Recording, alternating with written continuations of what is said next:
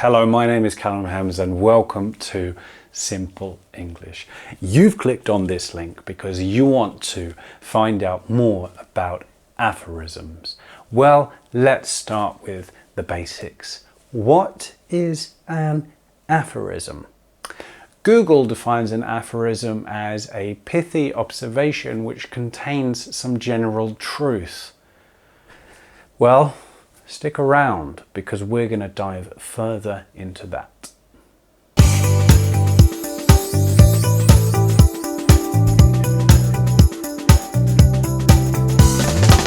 Okay, so we have our definition. A pithy observation which contains some general truth. Okay, so what does pithy mean? Well, Google defines that as terse and vigorously expressive. Okay, so what does terse mean? Well, Google defines that as short and to the point. Okay, but what does vigorous mean? Well, Google defines that as strong and powerful. So, we have our definition then. An aphorism is a short and strong or powerfully emotional statement which contains some general truth. Well, now that we have our definition, let's look at some examples. Now, there are absolutely thousands of aphorisms floating around the internet and contained in thick books, because it's not just novelists and literary experts who love aphorisms. They are used by professionals in every field, from science to kickboxing. And I'm going to recommend a book later on in this video.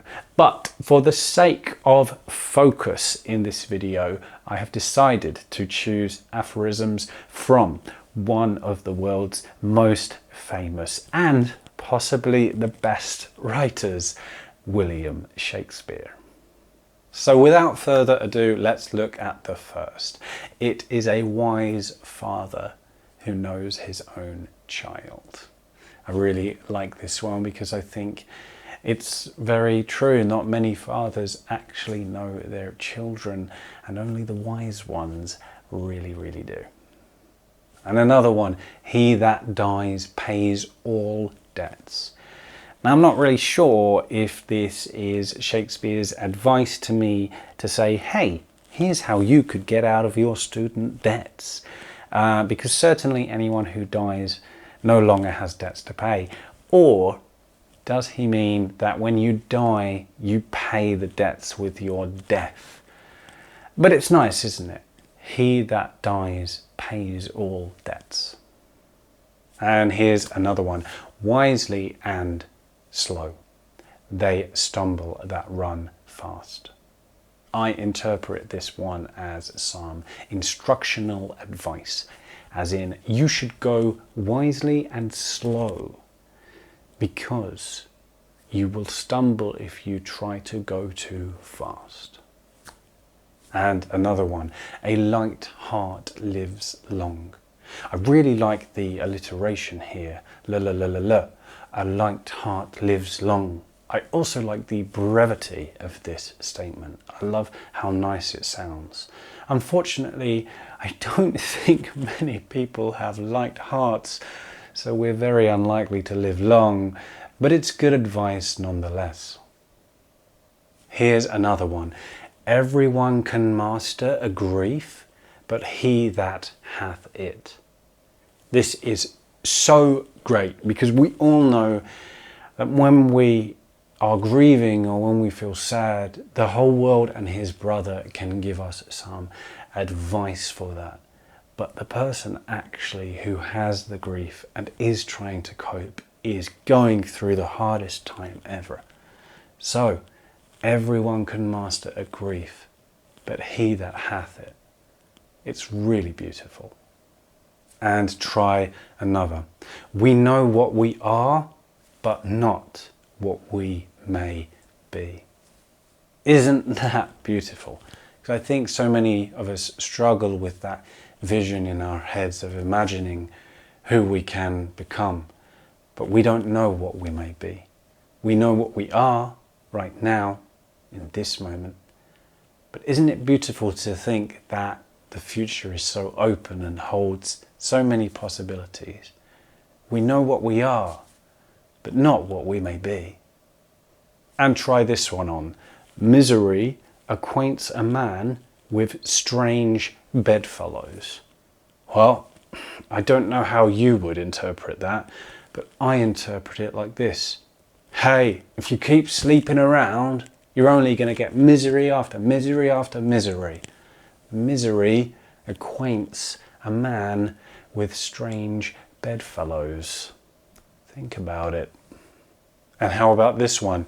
Better a witty fool than a foolish wit. It's so beautifully said, and it really shows the value that Shakespeare places on wit itself. That better a witty fool. I would rather be a clever and witty fool than have a foolish wit. Better a witty fool than a foolish wit. It really shows what Shakespeare feels about wit itself, and in such a concise way. And try this one.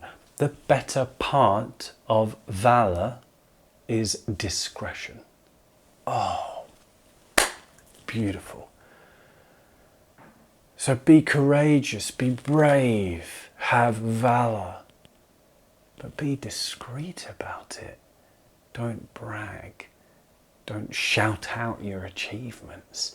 The better part of valour is discretion. So beautiful and concise. Well, I hope that you enjoyed those aphorisms as much as I did. And let's move on. I want to give you some practice now, because I think you're just about ready to try and write an aphorism. I want you to put this in the comments below. Finish the second part of this aphorism. And it starts like this. Only through writing ... So you can pause the video now to try and think about how you might finish that aphorism.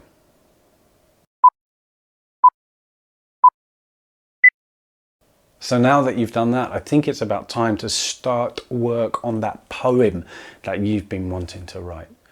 Or finish that book that you've been consistently putting off. Or start that essay that you really need to finish. Because only through writing can we improve our writing.